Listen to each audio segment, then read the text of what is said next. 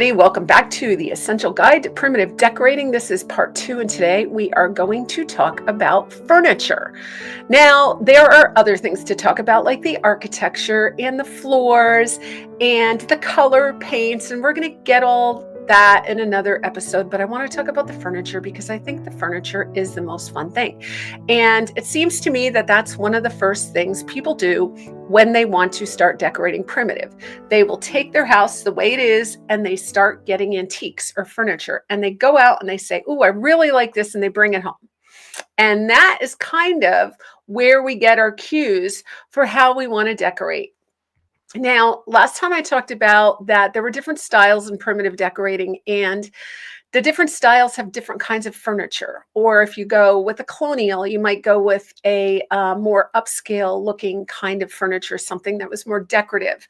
So if you are going with if you're going to an antique store and you're looking around at the furniture, there are going to be pieces that jump out at you and you're going to be like, "Oh, I love this." Now, it's very important that you already at that point start to curate your interiors. And I'm going to say this because so often we're going to go and pick something beautiful and we're going to end up with something that eventually doesn't fit our decor. And there's two kind of schools of thought here. One is buy whatever you love and make it work, which you can totally do, or choose a time period and then go within that time period if you want to be a little more authentic in your interior. Now, I'm going to use that word authentic in kind of a loose way because I think authentically people would have had different furniture from different time periods. They didn't all go out in 1780 and make everything and that's how their house looked.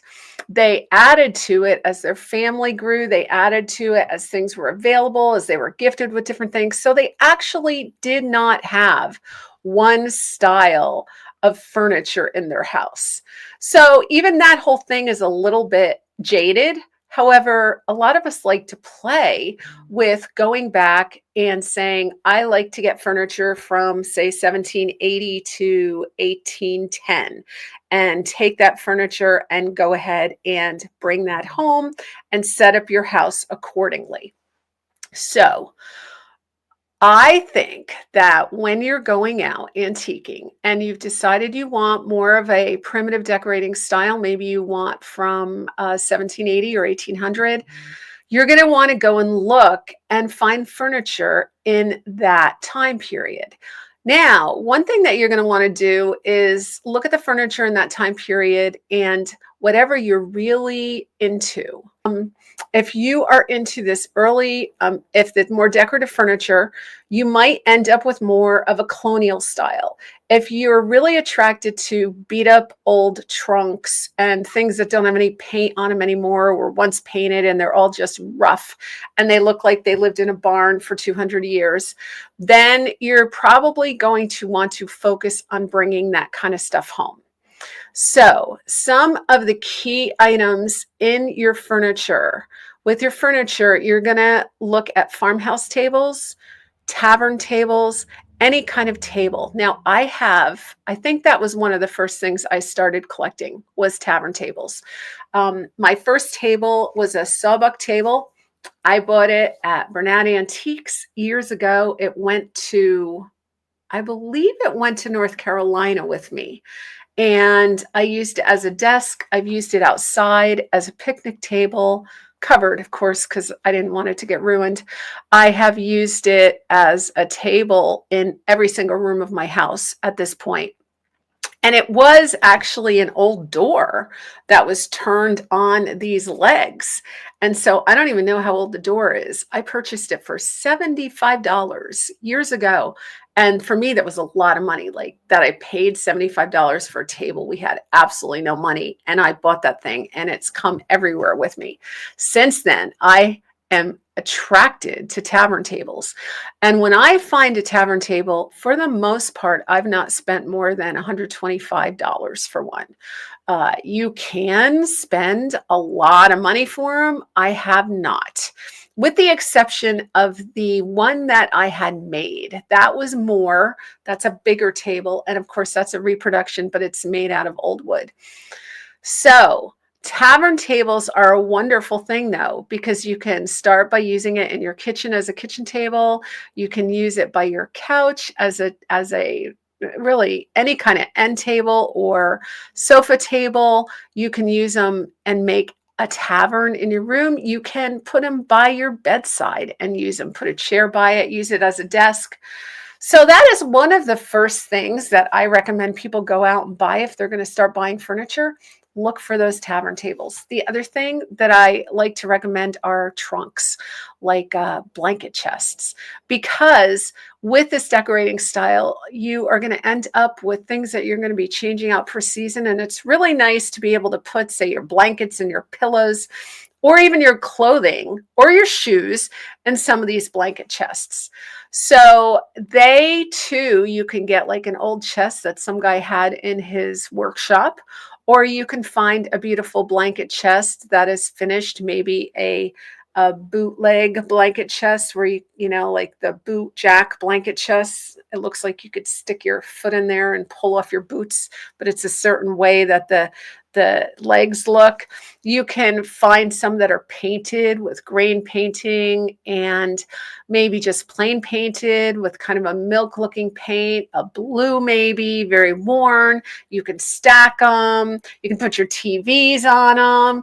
They're just a really handy piece of furniture to have and to start collecting. And as you're collecting, you will find that those are items that you're going to take with you everywhere.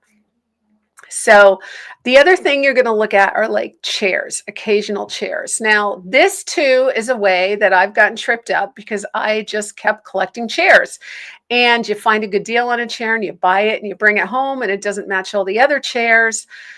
If you remember the video I did of Mary's house a few months ago, she had a kitchen with different chairs at the table. It looked adorable. It worked. So you don't have to have matching chairs, but you might want to have matching chairs.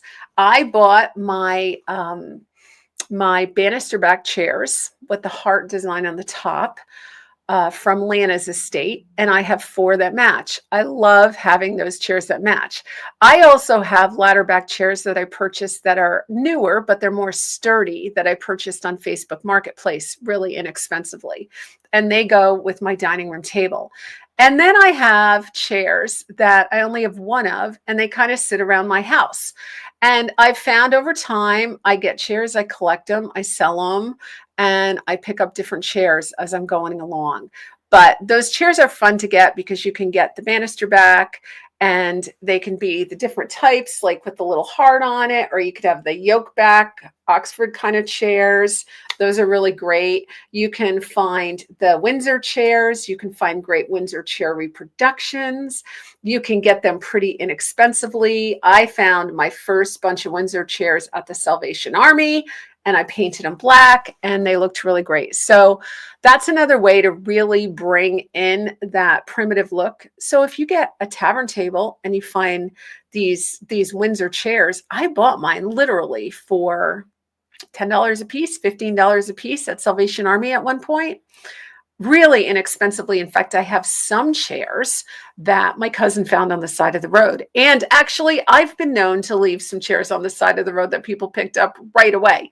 So you can put those chairs by your tavern table, and then right away, you have a great look in your kitchen already. Strip everything else down, put that tavern table and those chairs around, find a nice wooden bowl, or even a vase with flowers, and you have the beginning of your interior for not a lot of money, and you're starting to get that primitive look. I also recommend, I like to do it this way, that you start with a room. So, because if you just start with little things that you like and you start putting them around your house, it's going to be a long time until you get that really good primitive feel. But if you start with one room, then you can start working on that room and decorating. So I think a kitchen is an easy way to start with a tavern table, Windsor chairs, and you've got a look of that in your room. And at that point, you can look at the furniture and then you can kind of veer off and think, well, what color would I want this room to be? Are there any architectural details I want to put in this room? Do I have a wood floor? Is there any way I can make this floor look a little more cohesive with the furniture I have in there?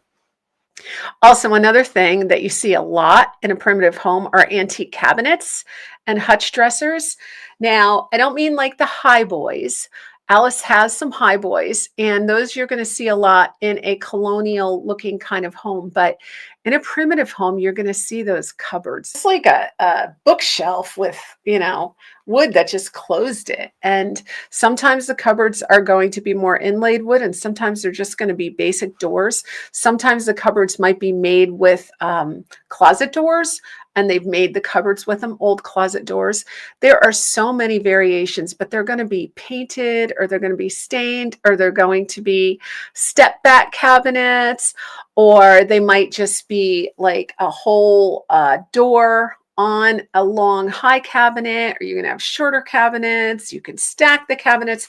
There are so many ways to decorate with those cupboards. And those too are great storage things. One thing that a lot of people who do primitive decorating is they get a cool old cabinet. Maybe this cupboard is like and I use cupboard and cabinet interchangeably. And people have, talked to me about that. I can't help it. I kind of think that they're the same thing. But you take this cupboard, you open the top, you put your displays. So if you're starting to collect your pewter, or you have wood bowls, or you have redware, or you have yellowware, you start to put them in the cupboard. Or it could be quilts. It could be woven blanket kind of things. Whatever you have that you're kind of collecting, you can open a cupboard door and put that in there. And right away, you're going to have, again, that really great look. You could put books in there if you want more of a library look. There are so many things that you can do, but those cupboards are really cool. I've bought a lot of cupboards from Lainey. Quite a few, actually. She's pulled them out of people's homes. The very first cupboard I ever had, I pulled out of my friend Ruth's house. She owned an old home that was built in the early 1900s. It was in the attic. I fell in love with it, and she let me have it, and I pulled it out, and then I took it down to Florida with me. Wait, I took it to North Carolina with me. I never made it to Florida. I painted it. I even painted a rooster on it. And I loved that thing. My dad looked at it and said, what are you doing with that old thing? But I love that thing. But it did not go with my North Carolina modern look. So I ended up selling it out there for $75, which that woman, she was lucky. And maybe you're watching this right now and you're like, I bought that cabinet. If that's you, tell me, because I hope you're enjoying it. That's how I got it. And I love that cabinet. I think they've gone up a lot, honestly, since I started with them. But sometimes you can buy them from somebody that that they just want to get rid of it, and they're not into making a lot of money off of it. And I find that that's one of the better ways to do it. There are a lot of people, and some of you probably are watching me, that are getting to the age where you don't want to live in your big house anymore. You're starting to downsize. You have to go to a condo. Maybe you lost your spouse. You're living on a fixed income. Those people are starting to sell their furniture and even give them away to people who love the style. So a lot of the furniture that I have in the house was actually given to me by a woman who had an old house and had an old style. And she eventually moved into a condo, and this furniture didn't fit in her condo anymore. Not because she couldn't make it work, because she actually made her modern condo look really primitive and adorable. She had a great style decorating, but just all the furniture didn't fit in her condo because she was in an older house before and it was bigger. So she actually gifted me a lot of those things because she said, they belong in an old house. And so a lot of what I haven't spent a lot of money on. Picked it up on the side of the road. People have gifted it to me, found things cheap. I've gone to different antique stores and checked around a lot, and you can find some bargains once in a while. So it's worth looking into it. A lot of people find good things at Salvation Army or Goodwill. I don't know. Or of course, yard sales, barn sales, that kind of thing. You can find some items that might work really well for you. Michelle, our friend, is a really great networker. She has this way of going into a house to buy one thing and ending up with a lot of free things from the person because she's just so sweet. And people are just like, oh, let me give this to you. Would you like this? And Michelle's like, oh, I'd love that. And then she becomes friends with them. And so if you are a charming, sweet, adorable person like Michelle, you might be able to, get some really nice things without spending a whole lot of money. So that's kind of my recommendation for you. I already covered trunks and chests.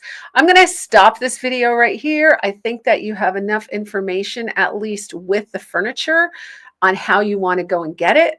And we are going to come back next time and talk about colors and finishes.